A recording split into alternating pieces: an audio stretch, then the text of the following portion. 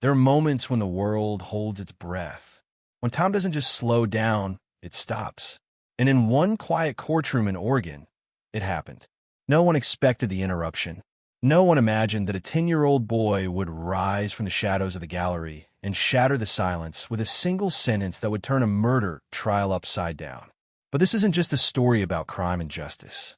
It's about a kid who saw something no one else did, and the darkness that tried to silence him. What you're about to witness is not a mystery, it's a reckoning. A chain of lies, corruption, betrayal, and one boy's fight to expose the truth, no matter the cost. So if you think you've heard every courtroom drama, think again. And if you believe that the truth always wins, let us show you what happens when the system itself becomes the villain. Welcome to Black Footprints, where the footsteps we follow lead straight into the shadows. Subscribe now and get ready for a story that will make you question everything you thought you knew about justice and who gets to speak it. Because sometimes the smallest voice in the room is the only one telling the truth. The courtroom was suffocatingly silent, the kind of silence that settles right before something explodes. A ceiling fan spun lazily overhead, doing nothing to cut through the weight of tension that hung in the air. It was mid-morning in a courthouse in Salem, Oregon, and the trial of Daniel Reed, a man accused of murdering his girlfriend, Emily Carter, was reaching its climax. Reporters lined the back benches with notepads in hand. Jurors leaned forward, hanging on to every word from the attorneys. Judge Linda Monroe, known for her sharp tongue and no-nonsense rulings, sat at the bench, gavel ready, glasses perched at the edge of her nose. And then a voice, high-pitched, unsteady, but loud enough to pierce through the dense silence like a fire alarm. "Stop the trial. I know something." Gasps rippled through the room. Heads turned. Whispers rose like a sudden gust of wind. All eyes locked on a boy, no taller than the witness stand, standing in the center aisle. He had messy brown hair, wide gray-blue eyes, and a backpack still slung over one shoulder. 10-year-old Noah Bennett, small for his age, but in that moment, he was the biggest presence in the room. Judge Monroe froze mid-sentence, her gavel suspended in the air like thunder about to strike.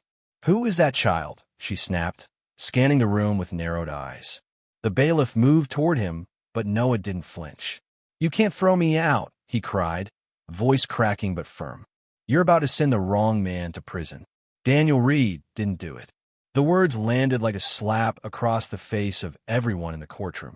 Daniel Reed, a gaunt man with tired eyes and a defense team running on fumes, lifted his head in disbelief. The prosecutor's jaw fell open. Even the reporters stopped scribbling. The room was now holding its breath. Judge Monroe slowly lowered her gavel. Her voice, when she spoke again, was quieter, but every syllable carried weight. "What did you say, son?" Noah's fists clenched at his sides. "He's innocent," he said, eyes blazing. "And I can prove it." Chaos broke loose.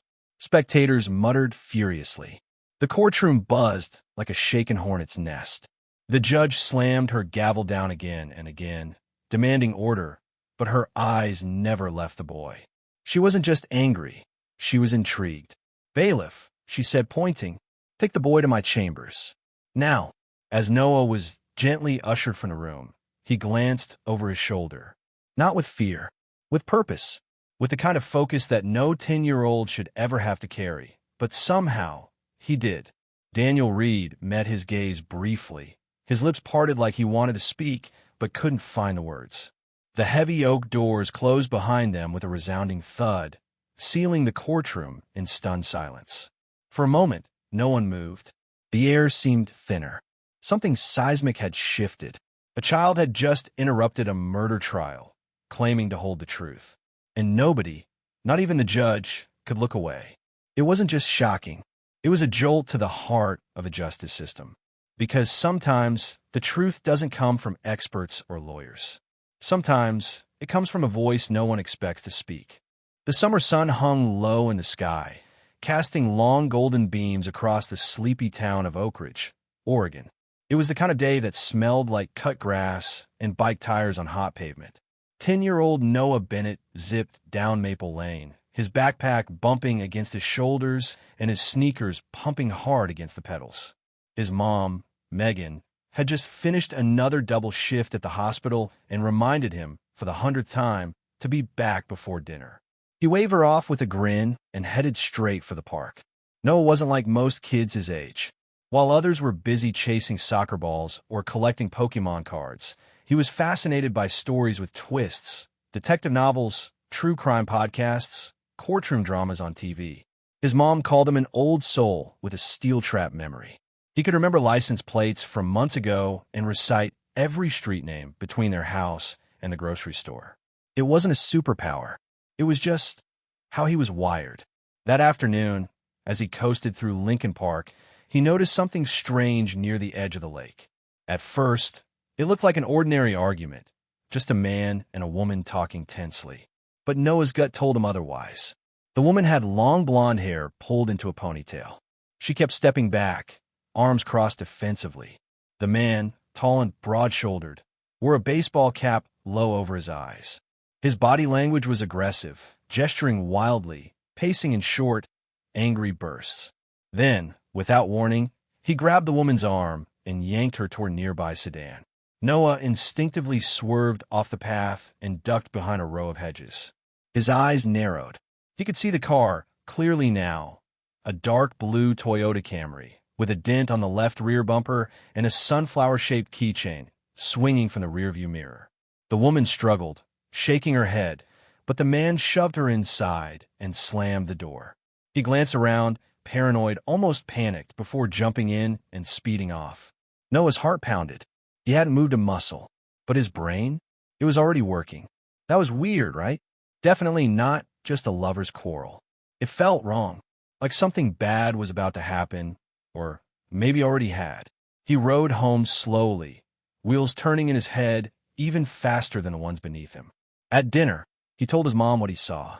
Megan, exhausted and still in scrubs, listened but dismissed it gently. "Sweetheart," she said, ruffling his hair. "Probably just a couple having a rough day. Don't worry about it." But Noah did worry. For days, the image haunted him. The woman's frightened eyes. The way the man scanned the park like he was checking for witnesses. The squeal of tires fading into the distance. Then came a news report. Emily Carter, a local woman, had been found dead in a wooded area near the park. The police arrested her ex-boyfriend, Daniel Reed, almost immediately. The town buzzed with the kind of judgment that travels faster than facts. He always seemed off. I heard they fought a lot. You know how those things go. But Noah's stomach twisted. Something didn't add up. The woman he saw that day? She wasn't Emily Carter. Not unless Emily had dyed her hair blonde right before she died. And the man? Daniel didn't look anything like the one in the park. Still, nobody asked Noah. He was just a kid. Only, he remembered everything. Every gesture. Every detail. Every second. And now someone was sitting in a courtroom, facing life behind bars, for a crime Noah was no longer sure he committed. So when the time came, Noah knew he'd have to speak, because the truth doesn't always wait for permission. The air inside the courthouse smelled like paper, old wood, and something else, something Noah Bennett couldn't quite name, but felt in his bones. It was the scent of nerves, tension, and quiet things not said aloud. The building itself towered over him, with high ceilings and echoing hallways, each footstep bouncing off the marble like a ticking clock. Noah had never been inside a courtroom before. He had only seen them on TV. Stuffy lawyers, stern judges, people arguing in measured tones while the truth hung somewhere overhead like fog. But today he was here in real life, tagging along with his mom, Megan Bennett, who had been summoned for jury duty screening. She was distracted, rushing to fill out paperwork, and gave Noah a granola bar and a firm instruction. Stay in the hallway. Do not go anywhere. He nodded, but his curiosity had other plans. Noah wandered through the halls until he found the courtroom listed on the schedule. State versus Daniel Reed. The name stung. The same man the town believed had killed Emily Carter. The same name he'd seen every night on the local news.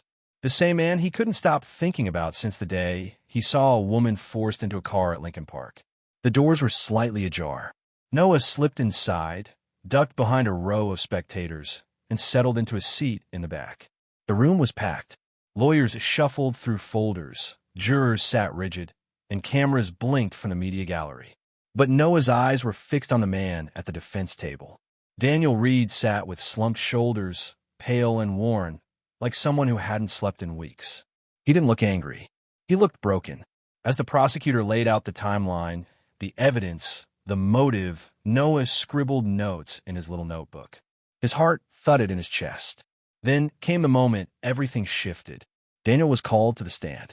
He stood slowly, walked to the witness box, and took the oath with a voice barely above a whisper.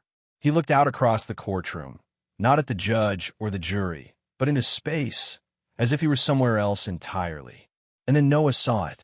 The face, the walk, the way Daniel rubbed his left wrist while speaking.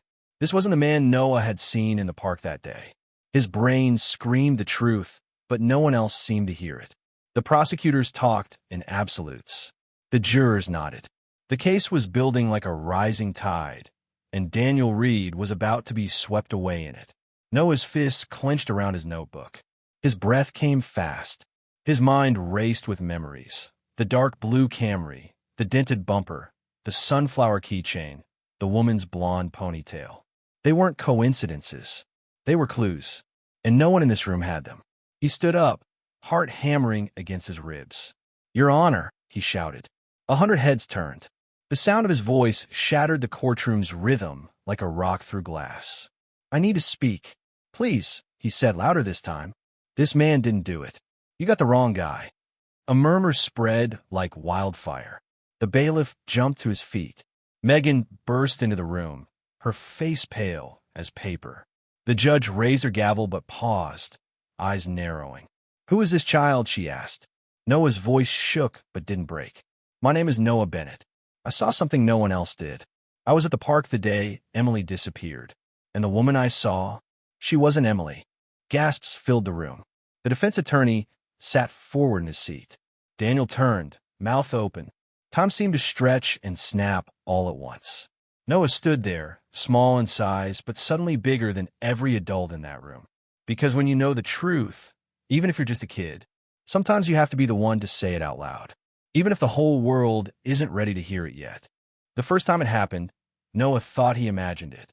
It was late, past 11 p.m., and the house was wrapped in that eerie kind of silence that only small towns know. His mom, Megan, had gone to bed early after another double shift, and Noah sat at his desk, sketching out a timeline of the day he saw the woman at the park. The sunflower keychain, the dented car, the wrong face behind bars. It all made sense in his head, but trying to convince the rest of the world? That was another story. Outside his window, the branches swayed lazily in the wind. Crickets chirped, and then a shadow moved. Noah froze. At first, it looked like nothing, just the movement of leaves or a trick of the moonlight. But then the shadow moved again, this time closer. He leaned toward the glass, heart pounding against his ribs, and that's when he saw it. A man, standing just beyond the hedge line, barely lit by the porch light, face hidden beneath the brim of a cap. He wasn't doing anything, just standing, staring straight up at Noah's window. Noah dropped to the floor instinctively, crawling back until his shoulders hit the wall. His breath came shallow, his skin cold. The next morning, he told his mom. Megan tried to play it cool, but the way she gripped her coffee mug said otherwise. "Maybe it was just a neighbor," she said. "Somebody walking their dog. You know how shadows can look weird at night." Noah wanted to believe that. He really did. But then came the email. It showed up in his inbox after school. No subject line, no sender name, just a single sentence. "Back off or regret it." Attached was a photo. Noah clicked on it with trembling fingers and stopped breathing. The image was grainy, taken from a distance, but unmistakable. It was Megan, his mom, standing on their front porch in her blue scrubs, keys in hand, looking down at her phone, completely unaware she was being watched. Noah stared at the screen for a long time. His stomach turned to ice. The message wasn't subtle. This wasn't just about shutting him up. It was a warning, a threat, a promise. He printed the email and ran straight to the police. Officer Ramirez, the one who had been kind to him after court, took it seriously. She filed a report, notified cybercrimes, and promised they'd keep an eye on the house. But that night, Noah couldn't sleep. Every creak of the floorboards made his skin crawl. Every gust of wind outside sounded like footsteps. He sat in the dark, staring at his window, waiting for the shadow to return. For the first time since he'd spoken up in court, he felt afraid. Not the kind of fear that makes you flinch during scary movies, but the kind that roots itself in your chest and whispers you've gone too far. It hit him then. The price of truth. He had wanted justice. He had wanted the real story to be heard. But now he realized, truth has enemies. And when you shine a light into darkness, the darkness doesn't just disappear. Sometimes it stares back. Noah curled into his blanket, clutching the printed photo like a shield. He knew he couldn't back down. Not now. Not when someone out there was trying so hard to shut him up. But for the first time, he understood what this meant. He wasn't just a boy with a story anymore. He was a threat. The sun was just beginning to set when Noah Bennett made up his mind. He wasn't going to wait around for the grown-ups to figure this out.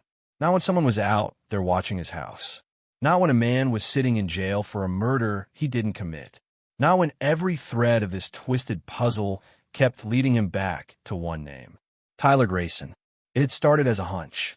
Noah had spent the last few nights digging through old social media posts, reading comment threads, and comparing blurry screenshots from news reports with the details burned into his memory. Then he found Tyler's profile, a digital graveyard of anger. Posts filled with bitterness, threats thinly veiled as heartbreak.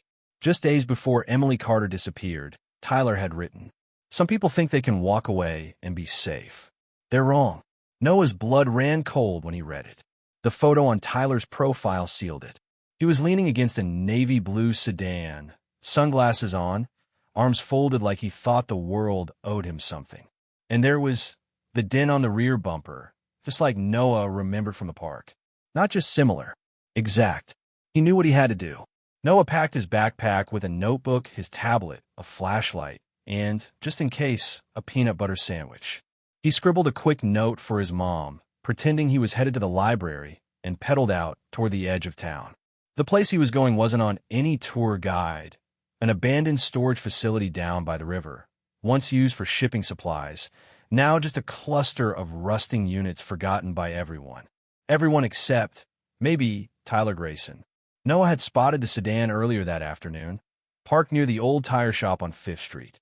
He kept his distance, watching from behind a bus stop bench as Tyler exited a convenience store, climbed into the car, and drove off.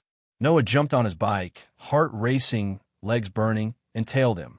Now, crouched behind a row of dumpsters at the storage facility, Noah watched as Tyler unlocked Unit 14 and disappeared inside. 15 minutes passed. 20. Noah's legs ached. His palms were sweaty. But he waited. Then headlights. 2 police cruisers rolled in silently, tires crunching on gravel.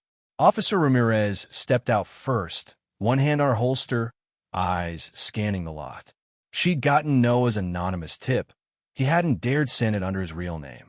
But clearly, she took it seriously. "Police!" Ramirez shouted, her voice slicing through the still air. "Open the unit and come out slowly." A long beat of silence. Then the door creaked open, and Tyler emerged, hands raised, expression smug. "What's this about?" he sneered. But Noah wasn't watching him. He was watching the other officers. 2 of them entered the unit with flashlights, and a moment later, one called out, "Ma'am, you need to see this." Ramirez stepped inside. When she came back out, her face had changed. Gone was the measured professional calm. In its place was something sharper. Urgency, disbelief. They found a purse, a broken phone, and a sunflower keychain. The very same one Noah remembered swinging from the car's mirror that day in the park. Emily's belongings, hidden in Tyler's storage unit. It was enough to crack the case open wider than it had ever been. Enough to make even the skeptics look twice. Enough to tell Noah one thing, loud and clear. He'd been right. As Tyler was handcuffed and led toward the cruiser, he locked eyes with Noah for a split second. Just long enough to know. The kid had caught him, and he didn't like it one bit. Noah stood frozen in place, breath hitching in his throat. He wasn't just a witness anymore. He was the reason the truth had clawed its way to the surface. The pieces didn't fall into place so much as they exploded. After Tyler Grayson's arrest, the town of Oak Ridge erupted. Headlines swarmed in, reporters lined the courthouse steps, and neighbors whispered in grocery store aisles. For a moment, it felt like justice was finally within reach. Daniel Reed's attorney moved to reopen the case, citing new evidence. Officer Ramirez promised further investigation. And Noah Bennett? He should have felt relief. But something still didn't sit right. Because even with Tyler in custody, the threats didn't stop. The shadowy figure returned, just 2 nights later. Noah caught a glimpse from his bedroom window, a tall man in a dark hoodie, standing motionless under the street lamp. He wasn't Tyler. Noah knew that now. This guy was broader, older, colder somehow. He never knocked, never shouted. He just stood there, like a question mark with no punctuation. Noah didn't sleep that night. He lay awake listening to every creak of the house, every gust of wind rattling the gutters. When morning came, he made a decision. He wouldn't stop digging, because now it was bigger than one murder. It was bigger than Daniel Reed. This was a cover-up, and someone very powerful didn't want the truth to come out. A few days later, Noah's hunch became fact. Ramirez called to share what they'd found while searching Tyler's phone records. There were encrypted messages, highly sophisticated stuff. But with help from a federal forensics team, they decrypted one that chilled her to the bone. Warehouse inventory secured. Funds wired. JC confirmed. JC. It didn't take long to narrow it down. There was only one JC, with access to court files, scheduling, and evidence logs. John Callahan, court clerk and longtime assistant to Judge Linda Monroe. A man everyone thought of as harmless. Mild-mannered. The kind of guy who refilled the candy dish on the judge's desk and held the door open for bailiffs. But John Callahan wasn't harmless. He was careful. Too careful. Further investigation revealed that he'd been redirecting evidence reports, reclassifying items as misplaced, and even altering timestamps on witness testimony. He had access to nearly every file that passed through Monroe's courtroom. And more damning than all of that, he had financial ties to an organization called the Grace Foundation. At first glance, the foundation looked like a humanitarian nonprofit. Clean website, glossy photos, mission statements about outreach and recovery.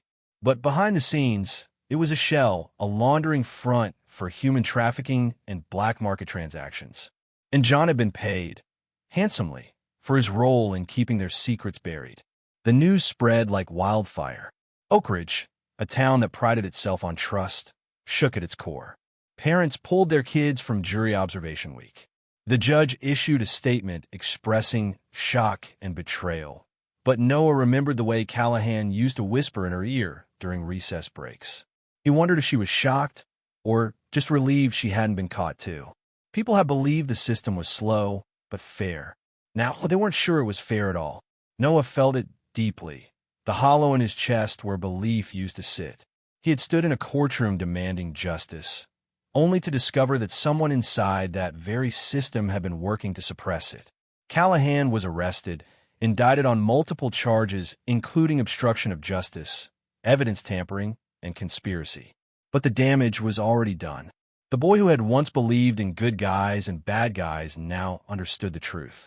The real danger isn't always the man in the shadows. Sometimes it's the one holding the keys to the courthouse. And for Noah, the war for truth had only just begun. The late September breeze rustled through Lincoln Park like a whisper from the past. Leaves crunched beneath Noah Bennett's sneakers as he retraced his steps. Steps he'd taken months ago, on the day that had changed everything.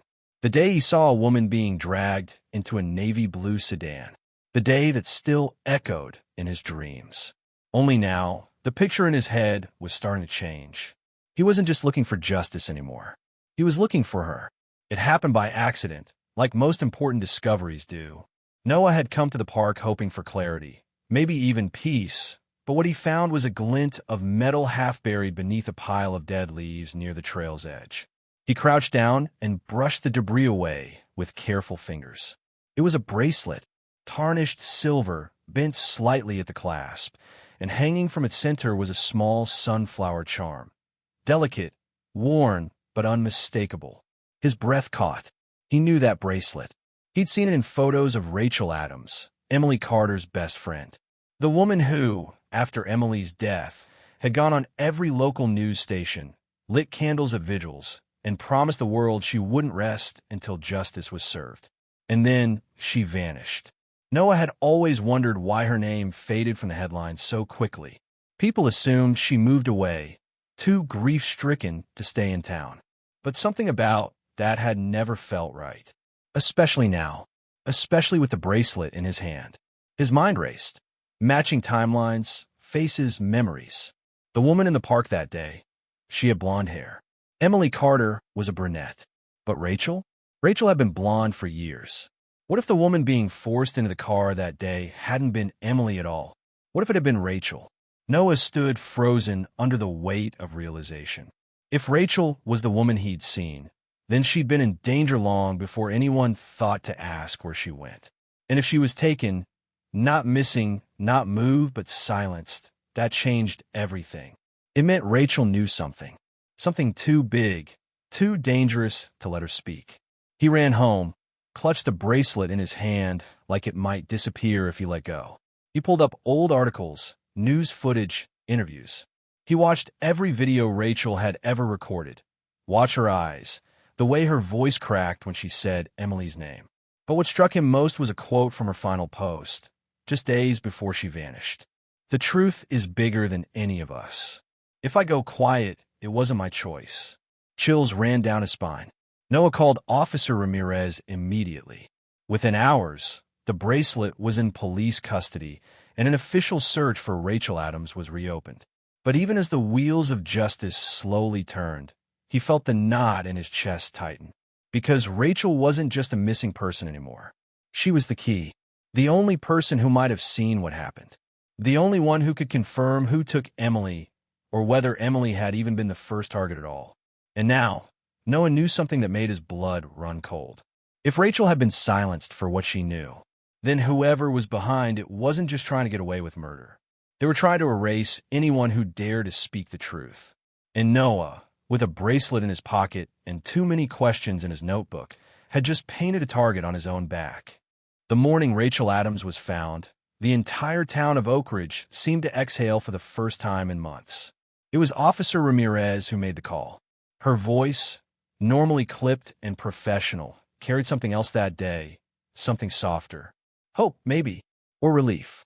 They had found Rachel in a rundown campsite deep in the woods, living in a weathered cabin near the edge of Silver Creek. She was thin, pale, and jittery as a trapped animal. But she was alive. And more importantly, she was ready to talk.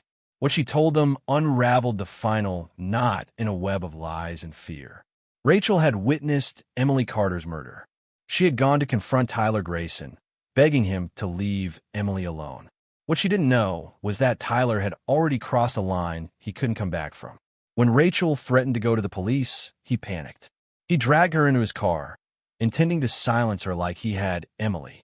But she escaped, barely, and went into hiding, terrified and alone, knowing that John Callahan, the court clerk himself, had helped Tyler cover it all up. The man she once trusted to pursue justice had become its gatekeeper and its grave. Her story matched everything Noah had pieced together. The bracelet, the keychain, the storage unit, the threats. The whole puzzle finally made sense. A week later, the courtroom looked very different from the day Noah had first stood up and shouted the truth. This time, Daniel Reed walked out a free man, tears in his eyes, years of injustice finally lifting from his shoulders. The courtroom stood and applauded, but Daniel turned to Noah first, clasped his shoulder, and whispered just one word. "Thank you." Tyler Grayson was indicted on multiple charges, including first-degree murder, kidnapping, and obstruction of justice. John Callahan, now disgraced and shackled, was charged with conspiracy, evidence tampering, and aiding and abetting a fugitive. But even as the bad guys fell and the headlines blared across every screen from Portland to New York, the spotlight kept returning to the quiet boy in the front row. Noah Bennett, the 10-year-old who had refused to stay quiet. News anchors called him the boy who cracked the case. Articles labeled him a modern David against the Goliath of corruption. Parents pointed him out in grocery stores. Teachers asked him to speak at assemblies. But Noah never seemed interested in the fame. When asked why he spoke up, all he said was because it was the truth, and someone had to say it. The mayor presented him with a medal of civic courage in front of the entire town. His mom, Megan, stood beside him with tears in her eyes, holding his hand tightly. As the crowd rose to its feet, Noah didn't smile like a hero. He looked out at the people and saw them differently now. Not as strangers, not as adults who always had the answers, but as a community, one that could be misled, manipulated, but also one that could wake up. Because the system hadn't saved Emily. The system had nearly buried her. It was a kid who'd remembered the dent in a bumper, a bracelet in the dirt, a voice that refused to be ignored. And that mattered, because in a world where silence is easier than truth and fear is louder than justice, Noah Bennett reminded everyone what courage really looks like. He reminded them that doing the right thing doesn't always feel safe, but it's always worth it. And in the quiet that followed the applause, one quote echoed louder than any cheer. Truth matters, even if it comes from the smallest voice in the room.